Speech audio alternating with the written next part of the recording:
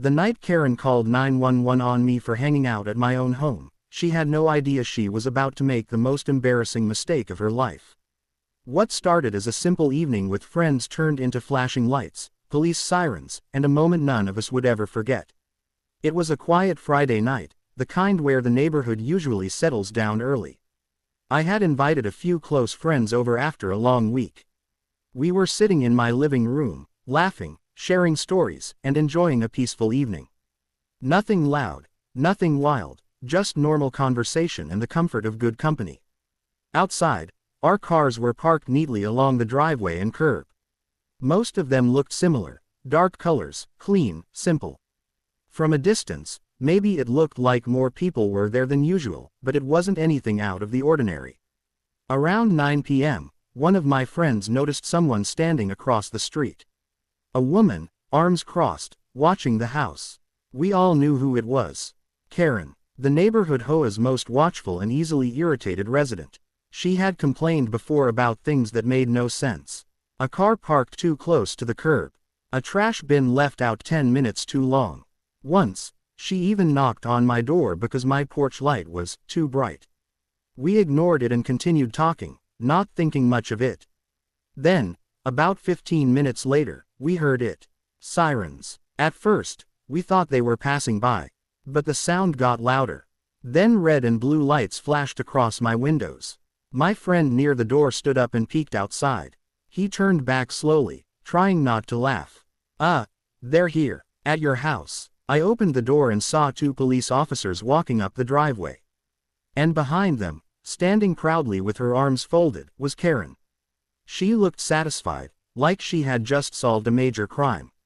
"Officer," she said loudly, pointing at my house. "There's a suspicious gathering here. I don't know who these people are, but something isn't right." I looked at the officers. They looked at me, and then one of them stepped inside, and suddenly froze. His eyes moved across the room. Then he smiled. "Wait, are you guys serious?" The moment the officer stepped fully into my living room, his serious expression quickly changed into surprise. He looked around at the familiar faces sitting on the couch, standing near the kitchen, and leaning against the wall. For a second, he said nothing. Then he let out a short laugh. "Well, I wasn't expecting this tonight," he said, shaking his head. Karen, still standing outside near the door, tried to lean forward to see what was happening. She clearly expected chaos, loud arguments, or some kind of confrontation. Instead, she saw something completely different. One by one, my friends stood up, smiling calmly. A couple of them reached into their jackets and pulled out their badges. The officer at the door recognized them immediately. "Mike, Jason, you guys off duty?" he asked, stepping further inside. "Yeah," one of my friends replied, grinning. "Just relaxing after a long week." The second officer walked in behind him and paused too, scanning the room. His posture softened when he realized there was no danger, no noise, no disturbance. Just a group of off-duty cops sitting around a table with snacks and drinks, talking like old friends. Karen's confident expression slowly started to fade. She took a small step back, looking confused. This wasn't the scene she had imagined when she dialed 911. She had expected strangers, trouble, and maybe even arrests. Instead, she found a room full of people who worked in law enforcement.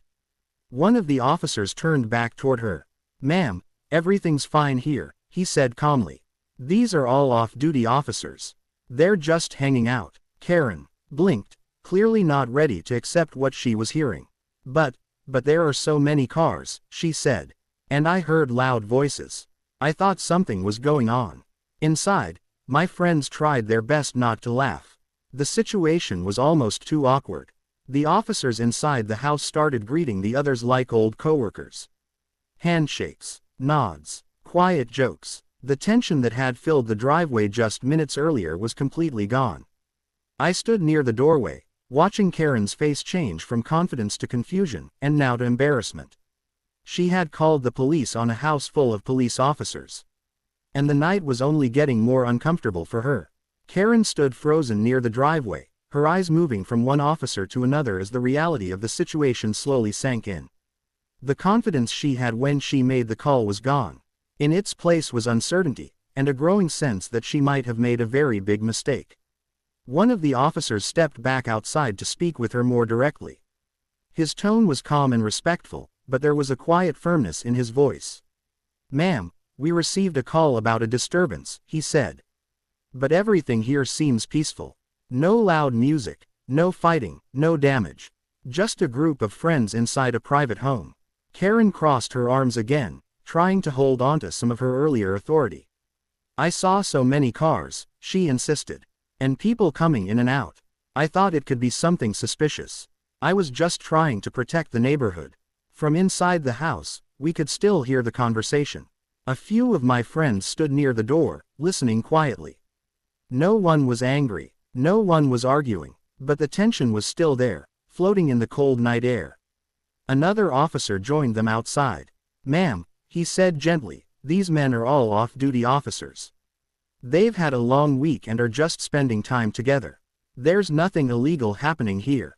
Karen's eyes widened slightly. "All of them?" she asked. The officer nodded. "Yes, and the homeowner has every right to have guests over. As long as there's no disturbance, it's not a problem."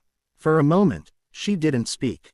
The sound of wind moving through the trees filled the silence. A porch light flickered softly above the door. Everything felt strangely still. Inside, one of my friends quietly joked, "This might be the safest house in the neighborhood tonight."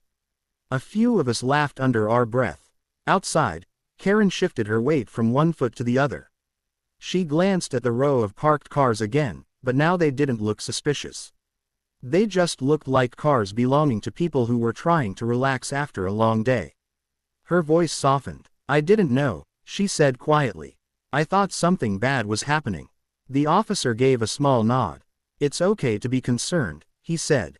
"But calling 911 should be for real emergencies." Karen looked down at the ground, clearly embarrassed. And that was the moment everything started to change. Karen stood quietly for a few seconds, looking down at the pavement as if searching for the right words. The officers waited patiently. No one raised their voice. No one tried to make her feel worse. But the silence itself said enough. Finally, she looked up. "I'm sorry," she said softly. "I didn't mean to cause trouble. I just thought something wasn't right." The officer nearest to her gave a small, understanding nod. "It's all right," he replied calmly. "We just want to make sure calls to 911 are for real emergencies. Tonight, everything here is safe." Behind him, the other officer glanced toward the open door, where a few of us were still standing. Some of my friends stepped back to give them privacy, but the mood inside had already changed. The earlier laughter had turned into quiet conversation as everyone realized how serious the situation could have been. Karen slowly turned her head toward me. For the first time since the officers arrived, she actually looked unsure of herself. "I didn't know you had so many guests," she said, her voice much calmer now. "I thought it might be something dangerous." I stepped a little closer to the doorway so she could hear me clearly. "They're just friends," I said. "We work together. We just wanted to relax for a few hours." She nodded, taking in the row of cars again, the open door, the quiet house. Everything looked normal now, nothing like the picture she had imagined when she made the call. The officers began to head back toward their patrol car. "Well, everything seems in order here," one of them said. "Have a good night, everyone." "Thanks, officer," a few voices called from inside. Karen stayed where she was, standing near the end of the driveway. She seemed smaller now, less certain, as if the authority she once felt had faded away. Before leaving, she spoke again. "I really am sorry," she said. "I didn't mean to waste anyone's time." One of the officers gave a slight smile. "Just be careful next time," he replied. As the patrol car slowly pulled away, the red and blue lights faded from the street. The neighborhood returned to its usual quiet state. The street grew quiet again as the patrol car disappeared around the corner. The flashing lights were gone, and the night slowly returned to normal.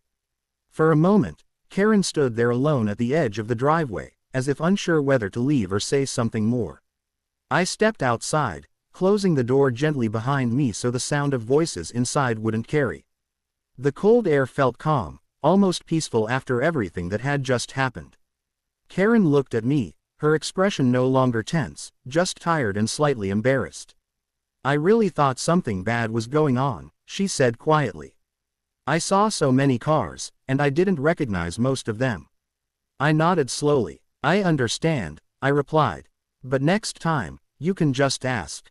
You don't have to call the police right away." She looked down at the ground for a second, thinking about what I had said.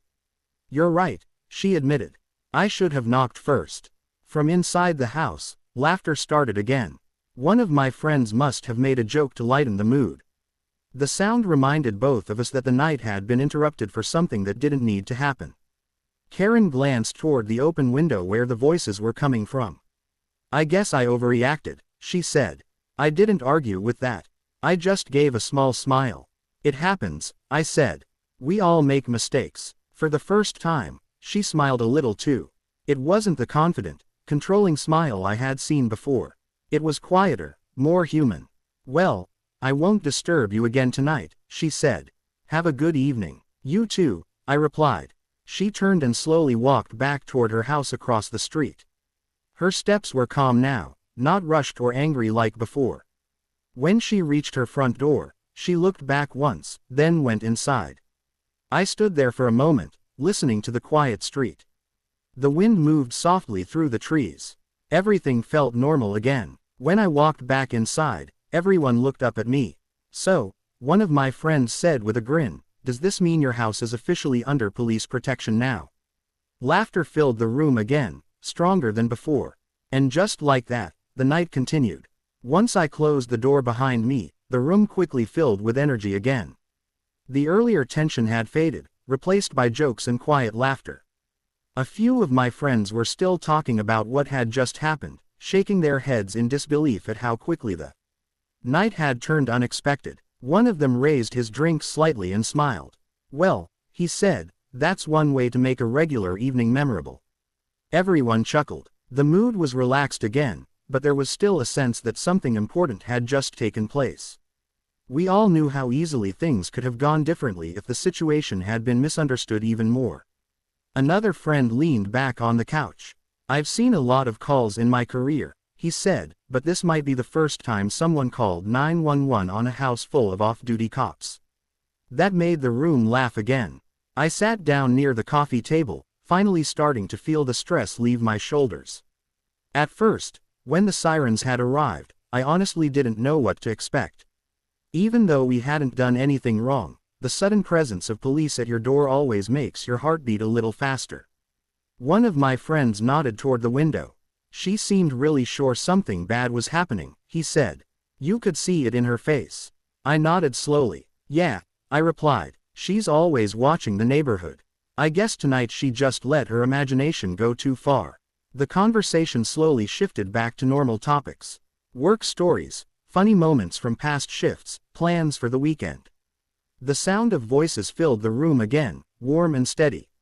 But every now and then, someone would bring the moment up again, laughing about how surprised Karen must have felt when she realized who was actually inside the house.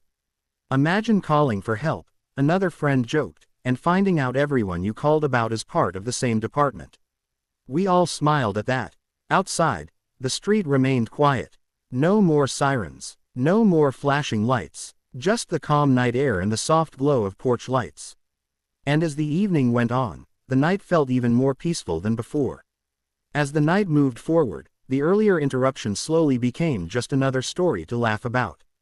Conversations grew louder again, and the house filled with the kind of comfort that only comes from being around people who understand your life and your work.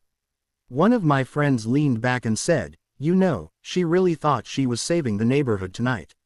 A few people smiled at that. No one was angry at Karen anymore. If anything, the situation had turned into something strangely funny. The shock on her face when she realized who we were would probably stay in everyone's memory for a long time.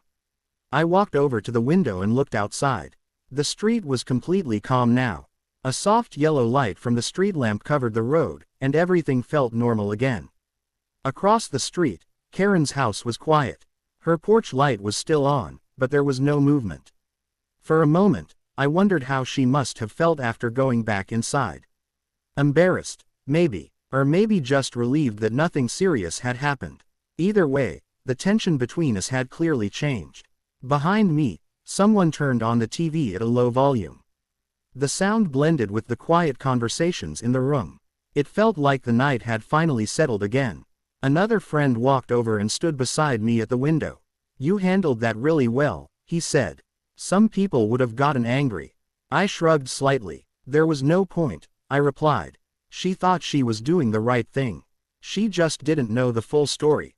He nodded in agreement. "Still," he added, smiling, "calling 911 on a house full of cops, that's something she won't forget." I smiled too, knowing he was right. Back in the living room, people had started sharing stories from work again. Some were serious, some were funny, but all of them reminded me why these people meant so much to me. We had been through long nights, difficult calls, and stressful moments together. This small gathering was our way of relaxing and feeling normal again. And in a strange way, the interruption had brought us even closer, giving us one more story to remember.